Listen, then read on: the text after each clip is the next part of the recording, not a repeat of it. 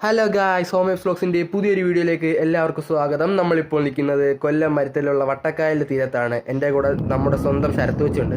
ശരത്വച്ചാണ് ഇവിടുത്തെ കാഴ്ചകളെയും വിശേഷങ്ങളെയും കുറിച്ച് പറഞ്ഞു തരുന്നത്. ഈ കായലിൻ്റെ കാഴ്ചകൾ നമുക്കും ആസ്വദിച്ചാലോ? എന്നാൽ പോരെ. ഈ കായലിൻ്റെ അടുത്തായിട്ട് തന്നെ ഒരു ക്ഷേത്രമുണ്ട്. അതാണ് നമ്മുടെ കൊച്ചുമരുത്തടി ദേവീക്ഷേത്രം. ഈ ക്ഷേത്രത്തിലെ രാവിലത്തെ പാട്ട് കേട്ടുകൊണ്ട് നടക്കുമ്പോൾ നമുക്കൊരു പോസിറ്റീവ് എനർജി തന്നെ കിട്ടും. ഇനി നമുക്ക് കുറച്ചുകൂടെ മുന്നോട്ട് നടന്നാലോ? ഇവിടെ നമ്മുടെ ശരത്വച്ച നമുക്കൊപ്പം ഉണ്ട്. ആളിവിടെ കായലിൻ്റെ ഭംഗി ആസ്വദിച്ചുകൊണ്ട് നിൽക്കുകയാണ്. ചൂണ്ടയിടാനുള്ള പ്ലാൻ ഉണ്ടെന്ന് തോന്നുന്നു. ഇവിടെ പല പല ടൈപ്പ് മീനുകളുണ്ട്. എന്നാൽ കിട്ടാറുള്ളത് ഏറ്റവും കൂടുതൽ സിലോപ്പിയാണ്. എന്നാൽ ഇടയ്ക്കിടയ്ക്ക് കരിമീൻ, ചാവറ്റ, കുറുമ്പാട് എന്നീ മീനുകളൊക്കെ കിട്ടാറുണ്ട്. ഈ മീനുകളെ കഴിക്കാനായിട്ട് ഇഷ്ടം പോലെ കായൽ പക്ഷികളൊക്കെ അവിടെ വരാറുണ്ട്. അവരാ പറന്നു പോകുന്ന കാഴ്ച കാണുമ്പോൾ നമ്മുടെ മനസ്സിന് തന്നെ ഒരു കുളിർമ കിട്ടും. കൊക്ക്, എരണ്ട, കുളക്കോഴി തുടങ്ങി പേരറിയാവുന്നതും അറിയാത്തതും കണ്ടതും കാണാത്തതുമായ പലതരം പക്ഷികളിവിടെ വന്നു പോകാറുണ്ട്. മാത്രമല്ല ദേശാടന കിളികളും ഒരുപാട് വരാറുണ്ട്.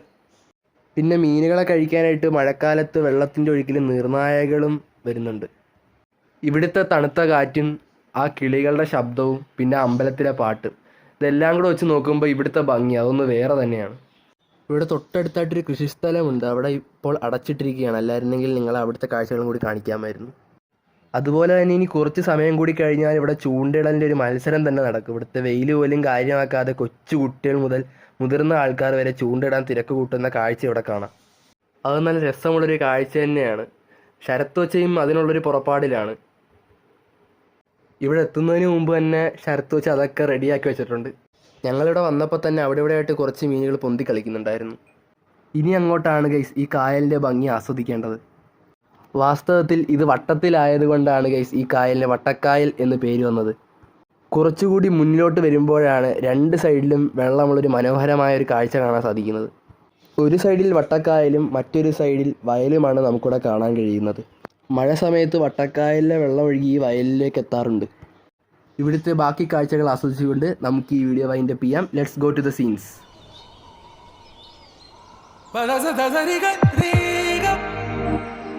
It's a new world out there, go make it.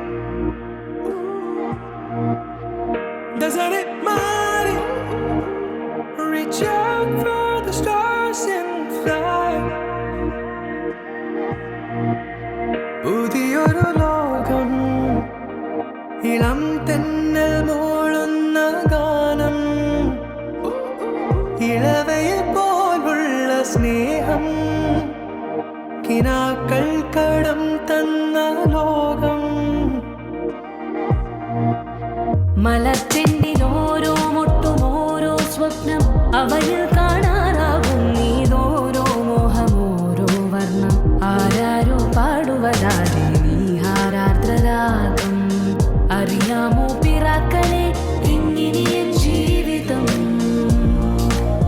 പുതിയൊരു ലോകം, ഇളം തെന്നൽ മൂളുന്ന ഗാനം. It's a new world out.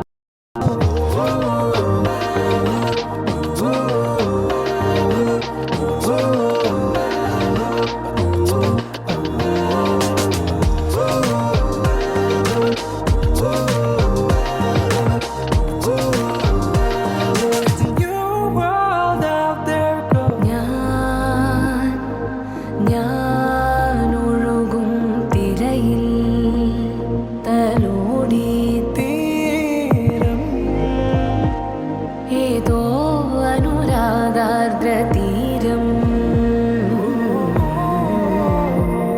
അറിയാതെ അറിയാതെ പുളകം പകരാ എന്തിനോ തമ്മിലേ സംഗമം സംഗമം.